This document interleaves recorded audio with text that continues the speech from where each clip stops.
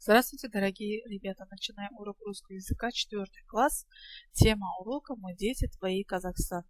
Сәлеметсіздер, орыс сабағын бастаймыз. Бірінші сабақ. Біз сенің балаларыңыз Казахстан. Цель урока. Ты будешь читать и слушать текст и понимать их смысл, строить правильные речевые высказывания. Сабақтың мақсаты сен мәтіндерді оқисың, тыңдайсың, олардың мағынасын түсінесің, дұрыс сөйлеу мәлімдемелерін құрастырасың. Упражнение номер 1. Прочитай и сравни. Бірінші жаттығу оқып және салыстыр. Каждый человек дорожит своей родиной. Әр адам өз отанын бағалайды.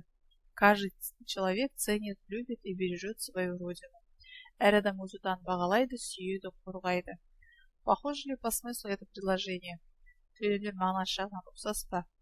Какие слова помогают понять их смысл? Запиши.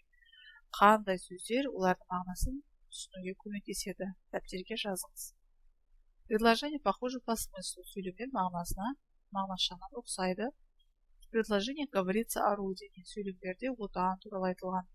Первое предложение дорожит родиной. Бірінші сөйлем отанын қастерлейді.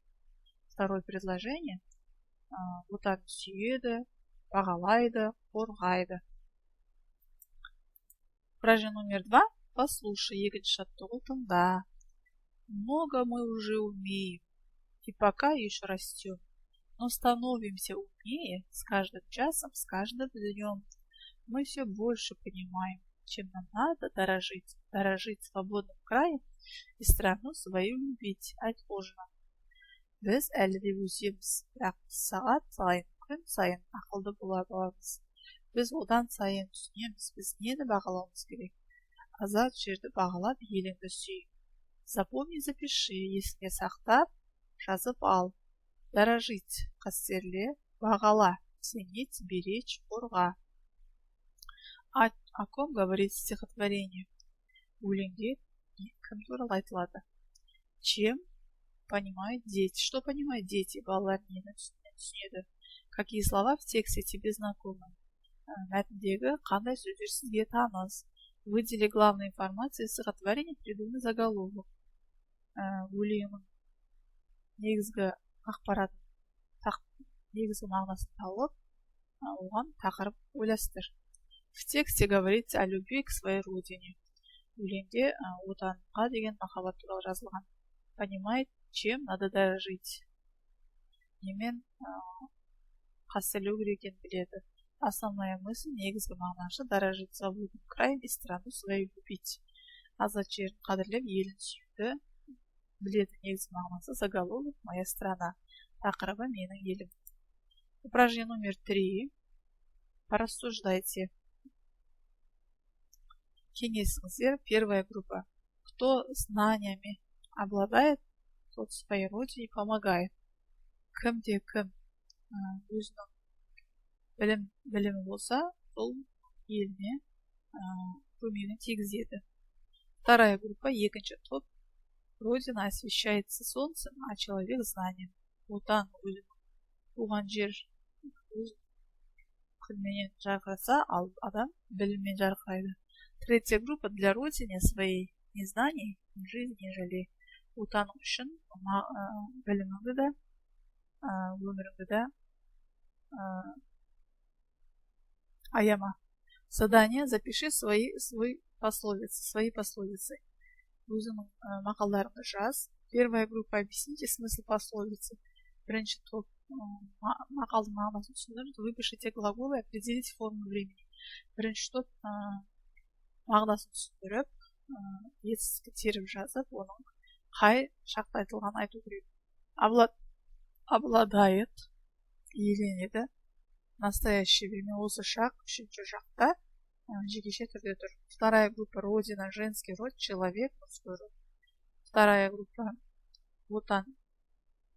Третья группа. Чтобы любить свою родину, и любовь эта была глубокой, нужны знания.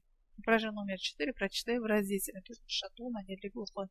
Мы школьной семьей всегда дорожим. Школьный свой дом крепко мы чтим. В нем дети и взрослые помнят всегда, родина главная ценность моя.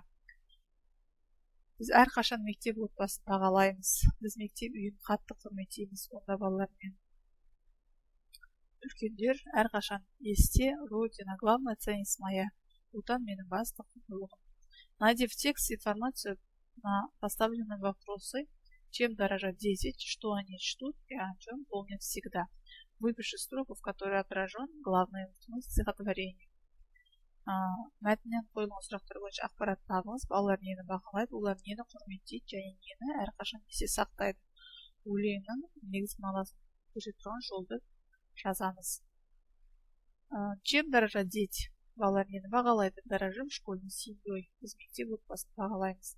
Что они ждут, о чем и о чем помнят всегда. Олар нені құрметтейді және нені есте сақтайды. Школьный дом и крепко чтим. Біз мектеп пен үйін қатты құрметтейміз. Родина, главная ценность моя, отан менің басты құндылығым.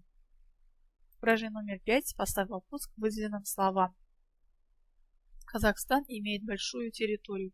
Бесінші жаттығу қарамен жазылған сөздерге сұрақ қой. Қазақстан жері үлкен. Есть Казахстан. Мы любим наш свободный Казахстан.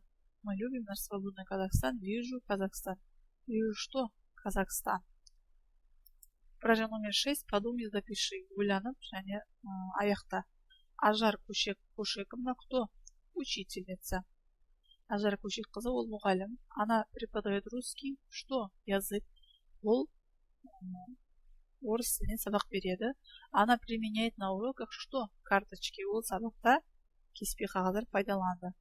Ажар Кушековна любит и уважает кто? Девочки, мальчики. Ажар Кушекқызын қыздар мен балалар жақсы көреді және құрметтейді. До свидания. До следующего урока.